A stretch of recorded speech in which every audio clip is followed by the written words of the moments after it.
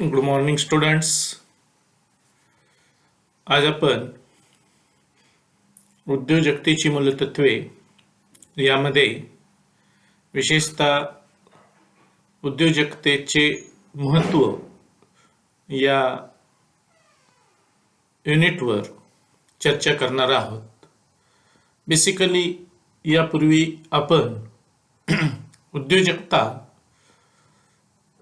म्हणजे काय, त्याचबरोबर उद्योजकतेची वैशिष्ट्ये, त्याचबरोबर उद्योजकांचं वर्गीकरण या सर्व बाबींची चर्चा केलेली आहे.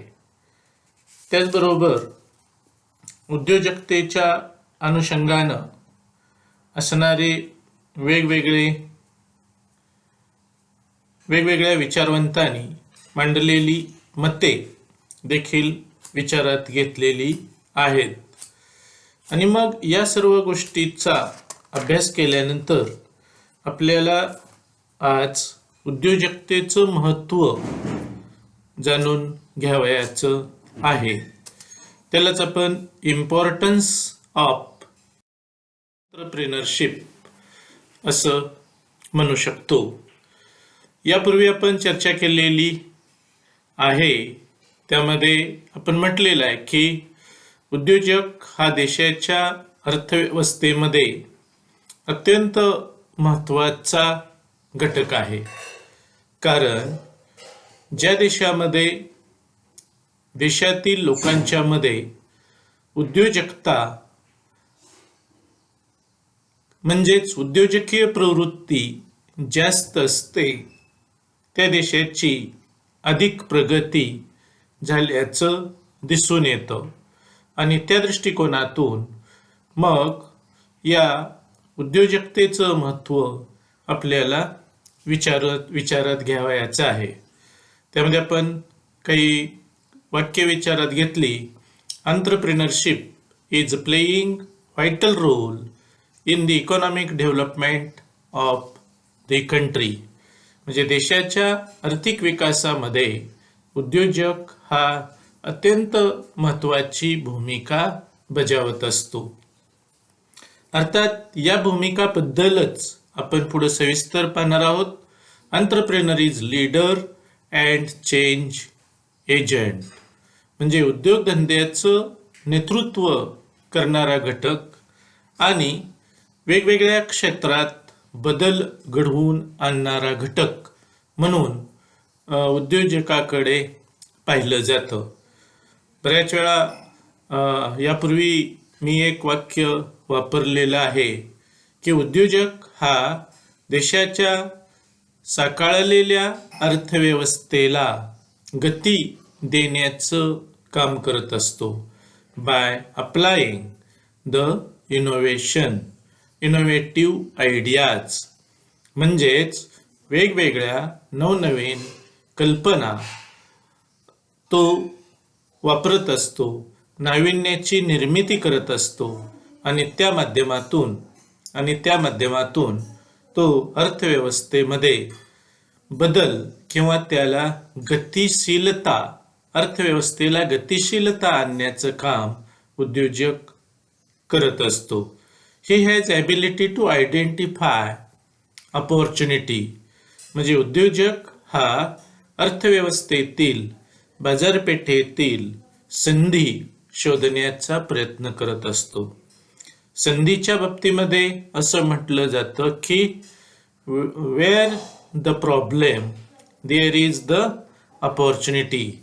म्हणजेच सामाजिक प्रश्नाचं आपल्याला संधीमध्ये रूपांतर करता येतं आणि त्या माध्यमातून जी वस्तू किंवा सेवा आपण उपलब्ध करतो त्यातून समाजाच्या किंवा सामाजिक प्रश्नाचं उत्तर आपल्याला त्या माध्यमातून देता येतं.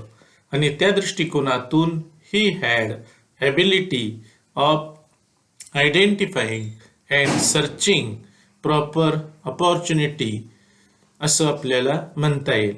हे imparting innovative ideas and techniques याबद्दल आपण पुढं पाहणार आहोत.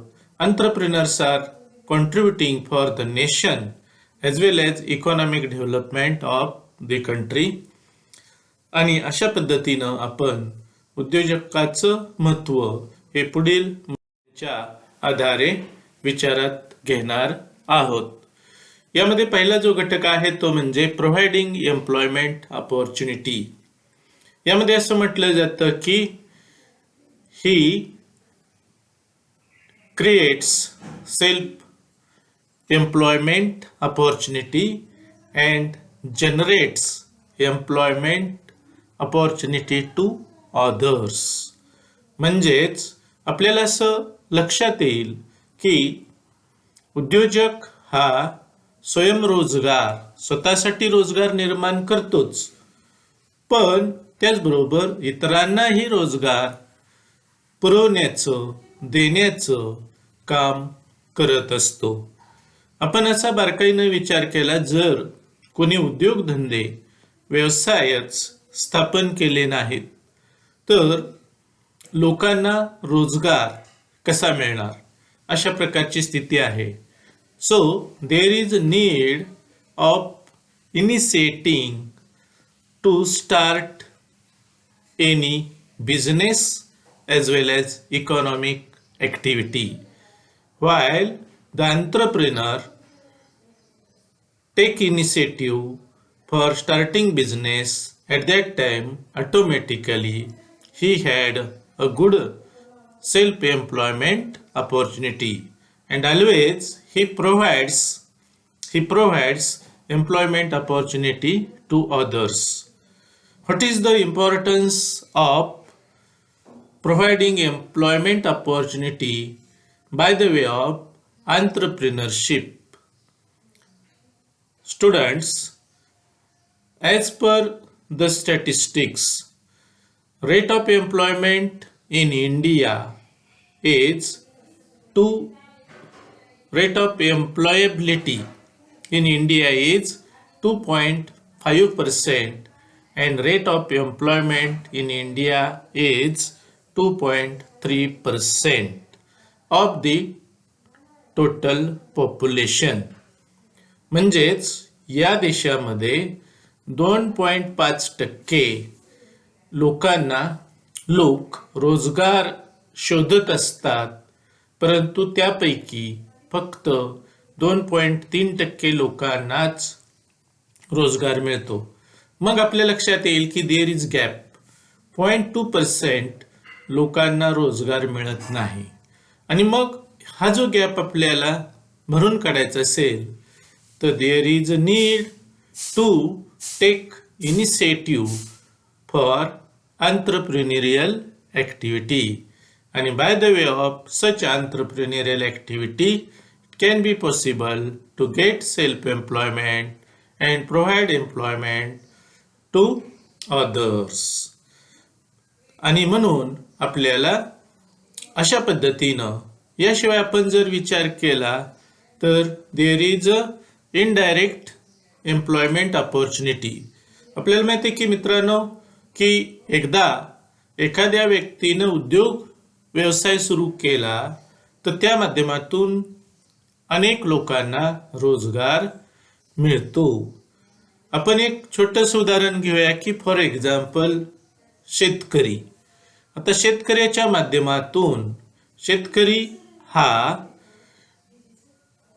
शेतीसाठी आवश्यक असणारं इनपुट, या इनपुटमध्ये मग आपल्याला माहिती आहे की शेतीला लेबर लागतं, त्या माध्यमातून शेतीला लागणारं यांत्रिक उपकरणं असतील किंवा अवजाराच्या माध्यमातून शेती करायची असेल तर त्यावेळी जे वेगवेगळे यांत्रिक उपकरण असणारे लोक आहेत, यामध्ये मग ट्रॅक्टर असेल किंवा वेगवेगळ्या प्रकारची यंत्र, याचा वापर हार्वेस्टिंग मशिनरी असतील, म्हणजे those who R providing such service they have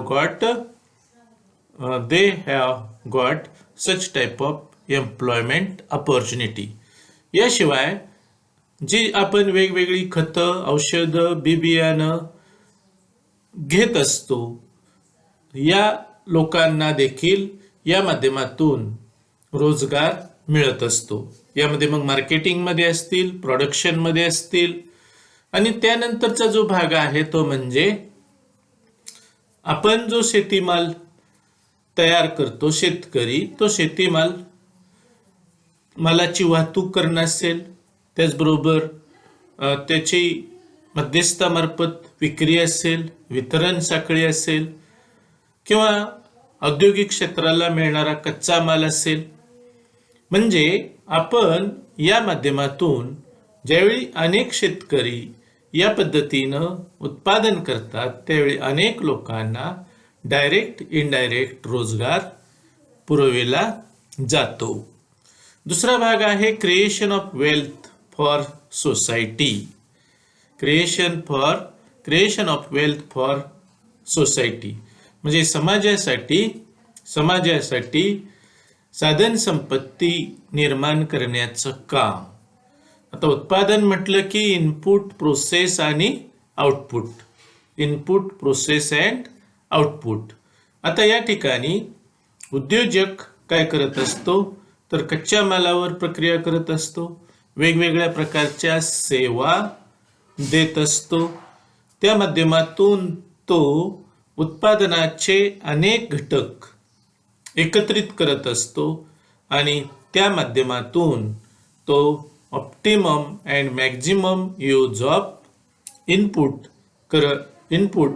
म्हणजेच आपले असणारी आदान आहे, साधनं आहेत, उपकरण आहेत, याचा वापर करतो आणि त्या माध्यमातून वस्तूमध्ये मूल्यवर्धन, व्हॅल्यू ॲडिशन, म्हणजे आपण नैसर्गिक परिस्थितीमध्ये असणारं जसंच्या तसं कोणतीही वस्तू वापरू शकत नाही. म्हणजे त्याच्यावर प्रक्रिया करावी लागते, त्याची गुणवत्ता वाढवावी लागते, त्याच्यामध्ये आकर्षकपणा निर्माण करावा लागतो. त्याचबरोबर ती वस्तू आपल्याला योग्य पद्धतीनं हाताळता येण्याच्या दृष्टीनं विचार करावा लागतो, इझी ॲक्सेस निर्माण करावा लागतो. आणि हे काम कोण करत असतं? उद्योजक करत असतो. आणि या माध्यमातून काय होत असतं तर एक प्रकारे समाजामध्ये एक संपत्ती म्हणजे व्हॅल्यू वाढल्यामुळं संपत्ती, साधनं निर्माण होतात. म्हणजे जसं आपण पाहूया की समजा आपल्याला घर बांधायचं आहे. आता घर बांधायचं असेल तर आपल्याला माहिती आहे की पारंपरिक पद्धतीनं अगदी जुन्या काळामध्ये मग माणूस हा कशामध्ये राहत होता तर आदिवासी किंवा भटकंती अवस्थेमध्ये कुठंतरी रानावनात, कुठंतरी एखाद्या कडेकपारीमध्ये किंवा मोठ्या झाडाच्या डोलीमध्ये तो राहत होता. त्याच्याऐवजी आज आपण बंगलो किंवा अन्य प्रकारची जी आज डेव्हलपमेंट आहे या माध्यमातून आपण अतिशय चांगल्या वस्तूमध्ये राहतो. आता या वस्तू निर्माण करण्यासाठी मग वीट असेल, क्रश असेल, वाळू असेल, त्याचबरोबर सिमेंट असेल, स्टील असेल, आर्किटेक्ट असतील, यांचं कॉन्ट्रीब्युशन आणि त्यामध्ये ऑर्गनायझर, बिल्डर किंवा कॉन्ट्रॅक्टर, इंजिनियर्स यांचा रोल. कारण ते काय करत असतात, या पद्धतीनं तुम्हाला अशा पद्धतीची अतिशय चांगली वास्तू निर्माण करतात आणि यातून मग एक प्रकारची प्रॉपर्टी, वेल्थ आपली निर्माण होत असते. आणि म्हणून creation of wealth for society. आता आपली म्हणजे उद्योजक हे कारखानदार आहेतच, पण आपल्याला लागणाऱ्या ज्या वस्तू आहेत मग यामध्ये मग 4 व्हीलर असेल किंवा अन्य प्रकारची साधनं असतील, ही साधनं आपण जमवण्याचा प्रयत्न करतो आणि यातून आपल्या समाजाची एक संपत्ती निर्माण होण्यास मदत होते. Basic resources are natural only HR is active. आता तसं पाहिलं तर आपल्याला माहिती आहे की बहुतेक साधनं ही नैसर्गिक आहेत, परंतु या नैसर्गिक साधनांचा वापर करणारा घटक हा मनुष्यबळ आहे. आणि म्हणून या मनुष्यबळाला entrepreneur motives skilled human resources and creates wealth for society. आणि त्या अनुषंगानं देखील आपल्याला या उद्योजकतेचं महत्त्व, उद्योजकीय प्रवृत्तीचं महत्त्व आपल्याला विचारात घेणं गरजेचं आहे. तिसरा मुद्दा आहे use of money and resources. Unused money of the self, family and government for productive activities. म्हणजे आपल्याला लोकांच्या मध्ये काय आहे तर बचत करण्याची सवय आहे. आता केवळ आपण पैसा बचत केला, व्यक्तीनं केला, समाजानं केला किंवा शासनानं केला तर त्याचा काही उपयोग होणार नाही. तर त्या पैशाची गुंतवणूक करण्याची गरज आहे. म्हणून आपण पाहतो की शासन बऱ्याच वेळा लोकांना कर्ज घेण्यास प्रवृत्त करतं. आता हे कर्ज कोण घेणार आहे तर हे कर्ज बहुतेक those are active persons, those who are taking initiative for any economic activity. म्हणजे त्याला काहीतरी करायचे, काहीतरी उत्पादन करायचे, काहीतरी वस्तू घ्यायचे, काहीतरी सेवा समाजाला प्रोव्हाइड करायची आहे. त्यावेळी तो बँकाकडून कर्ज घेतो.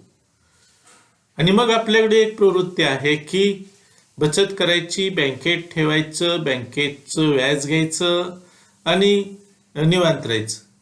आणि ही प्रवृत्ती कमी करण्यासाठी आपल्याला असं लक्षात येईल की अलीकडच्या काळामध्ये शासन काय करतं तर ठेवीवरचं व्याज दर कमी करतं.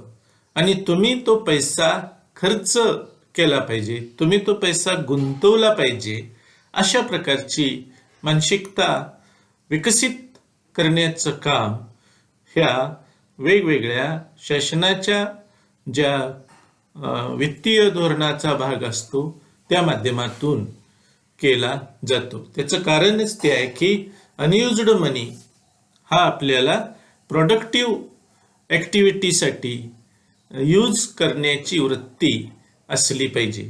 आणि हेच काम नेमकं कोण करत असतं? उद्योजक आणि उद्योजकीय प्रवृत्ती असणारे लोक करतात.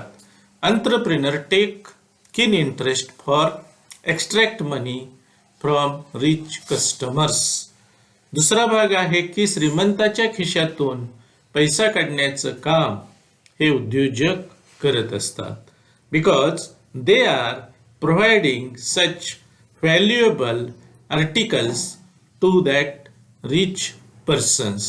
आज आपण पाहतो की अगदी तांदळाचे सुद्धा साधारणपणे 20 ते 22 रुपयाच्या तांदळापासून अगदी 100-200 रुपयाचा तांदूळ देखील आपल्याला बाजारात दिसतो. म्हणजे ही provides such type of variety of such product. गाड्यांच्या बाबतीमध्ये आपल्याला माहिती आहे की साधारणपणे 3 लाखापासून अगदी 1 कोटी किंवा त्यापेक्षा अधिक किमतीच्या गाड्या हे उद्योजक किंवा वेगवेगळ्या कंपन्या त्यांची आपल्याला काही नावं देखील विचारात घेणं गरजेचं आहे. मुद्दा काय आहे तर श्रीमंताच्या खिशातून पैसा काढणं आणि पुन्हा त्या व्यवस्थेकडे वळवणं हा उद्योजकतेमधील एक महत्त्वाचा भाग आहे. The money of rich customers reaches to employees in terms of salary.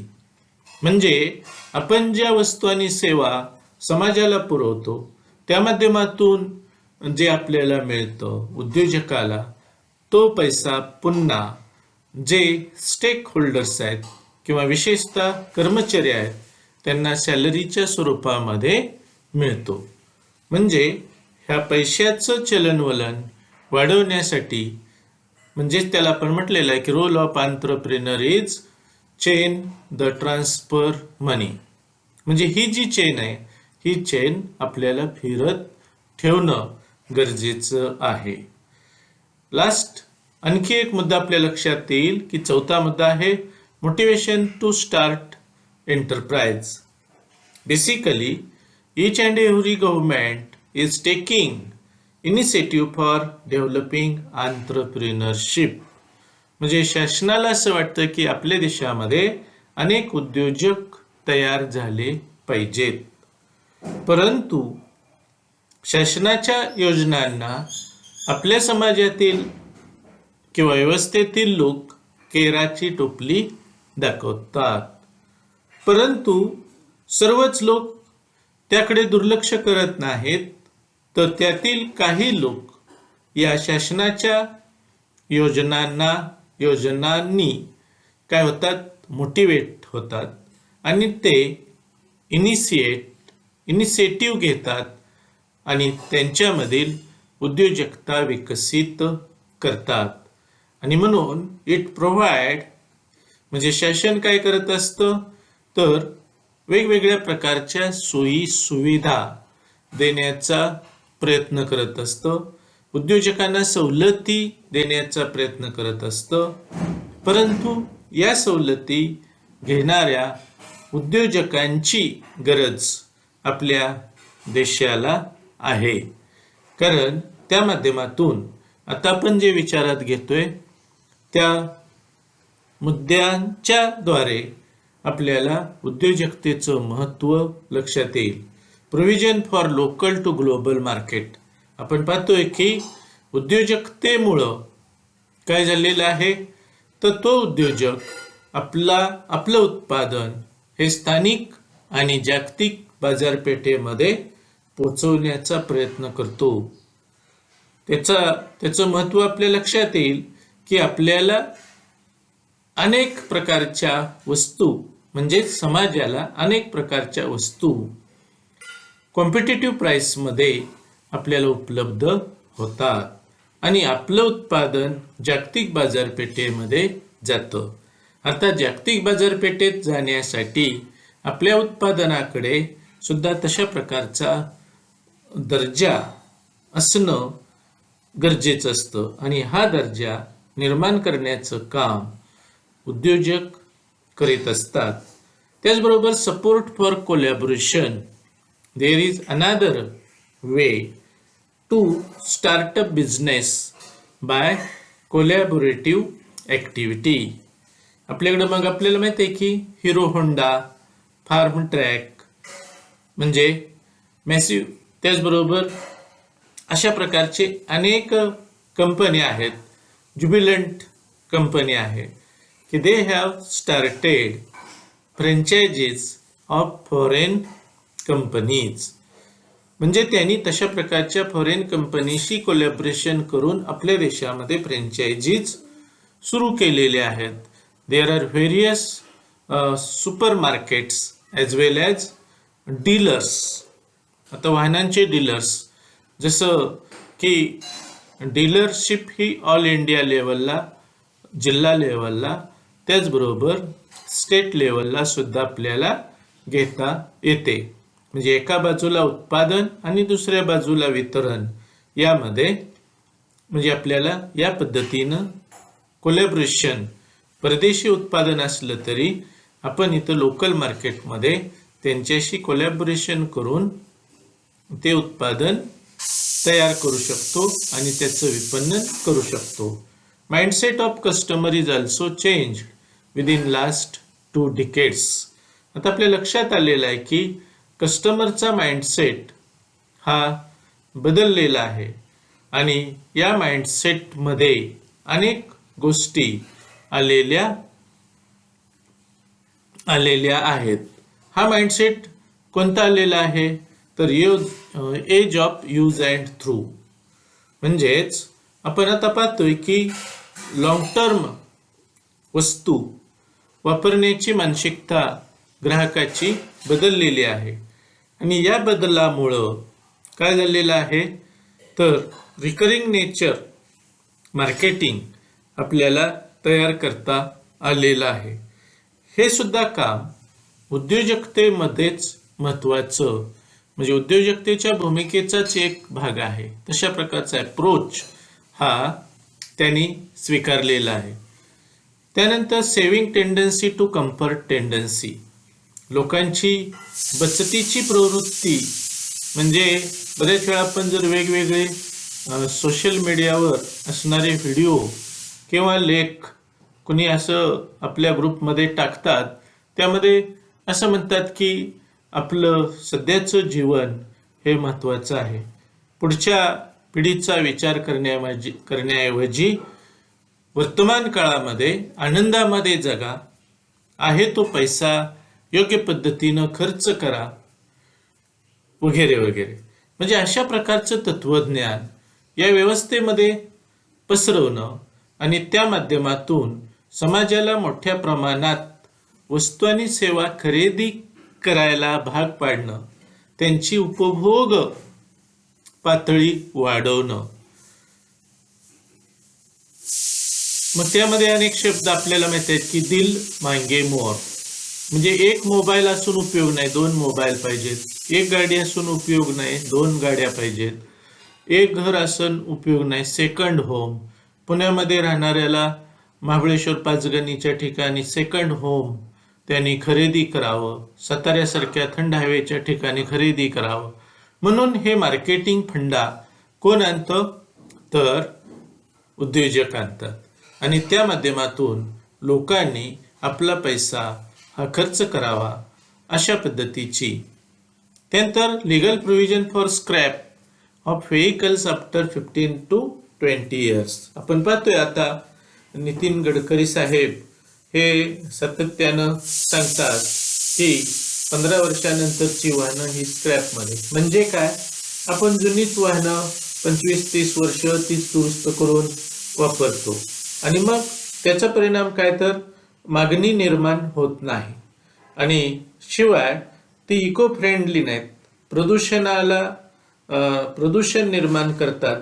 आणि त्या दृष्टिकोनातून या प्रकारच्या लीगल प्रोव्हिजन्स या नव्या उद्योजकांना किंवा उद्योगधंद्याला मागणी निर्माण, वाहन क्षेत्रातील उद्योगांना आणखी मागणी निर्माण करण्यासाठी या प्रोव्हिजन्स निर्माण करण्यात आलेले आहेत आणि त्याचा फायदा हे उद्योजक घेताना दिसून येतात.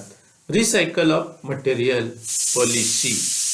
आता या सर्व बाबीमध्ये मोटिवेशन टू स्टार्ट एंटरप्राइज या गोष्टीचा, म्हणजे याचा काय होतोय तर हा जो गॅप आहे, हा जो बिझनेस अपॉर्च्युनिटीचा भाग आहे, ती अपॉर्च्युनिटी हार्वेस्ट करण्याचं काम हे उद्योजक करतात आणि त्या माध्यमातून they are motivate to start and run their enterprise successfully. तर या पद्धतीने आपण चर्चा करतोय. आणखी एक मुद्दा आहे train the people and knowledge sharing. Enterprise are the temples of training. आता विचार करा की on the job training, off the job training.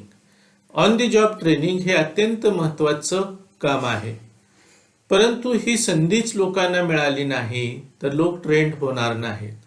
आणि जे लोक त्यामध्ये एक्सपर्ट होतात ते नंतर स्वतःचा व्यवसाय करतात. आपण जर अनेक गोष्टी पाहिल्या, अनुभवल्या तर आपल्याला त्या पद्धतीनं काम करता येतं. Experience is the best teacher of human being and such experience are providing these entrepreneurs. It provides hands-on training and develops skills and competencies. Some students joins the in-plant training facility in corporate sector. आता आपल्याला माहित नसेल की जे engineering college आहेत त्या प्रत्येक विद्यार्थ्याला त्या क्षेत्रामध्ये असणाऱ्या ज्या कंपन्या आहेत त्या कंपन्यामध्ये इनप्लांट ट्रेनिंग करणं 6 महिने कंपल्सरी आहे. आणि मग it such facility, such opportunity strengthen the ability and develop skill and competencies by the way of such training facility. आता ही ट्रेनिंग फॅसिलिटीज आपल्याला जर उद्योगधंदेच नसते तर आपण लोकांना ट्रेन करू शकलो नसतो. त्यामध्ये आपण पाहतो की vocational engineering MBA students are taking such experience and strengthen their competencies and they confidently starting their own business as well as doing jobs किंवा job in any reputed enterprise. It is one type of sworn of seed of entrepreneurship among the student. Sworn of seed म्हणजे काय?